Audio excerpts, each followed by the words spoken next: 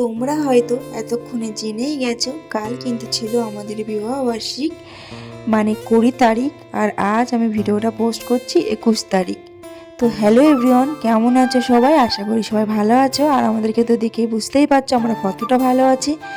আমাদের দেখতে দেখতে কিভাবে একটা বছর পার হয়ে গেল। আমার তো মাঝে মাঝে এটাই মনে হয় যে এই তো সেদিন আমাদের বিয়ে হলো, আমাদের মানে বিয়ে হয়েছে সেদিন।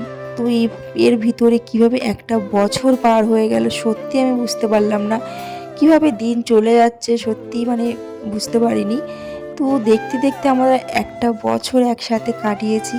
তোমরা আমাদেরকে আশীর্বাদ করো যেন আমরা দুজন দুজনের পাশে সারাটা জীবন এইভাবে থাকতে পারি। তোমরা আমাদেরকে এই আশীর্বাদটা করো। তো যাই হোক, এখানে দেখো আমরা কেক কেটে মানে খাওয়াখাওয়ি করছিলাম। এখানে কিন্তু আমার দাদার মেয়ে আছে। আর এখানে একটা জিনিস আমরা ভুল করে ফেলেছিলাম, স্প্রেটা কিন্তু আমরা কেক কাটার সময় মানে মারতে ভুলে গিয়েছিলাম। তারপর আমরা কিন্তু পরে ওটাকে আবার মেরেছি, যেহেতু এনেছিলাম। তো সেই কারণে আমি বলছি না আমাকে মারতেই হবে।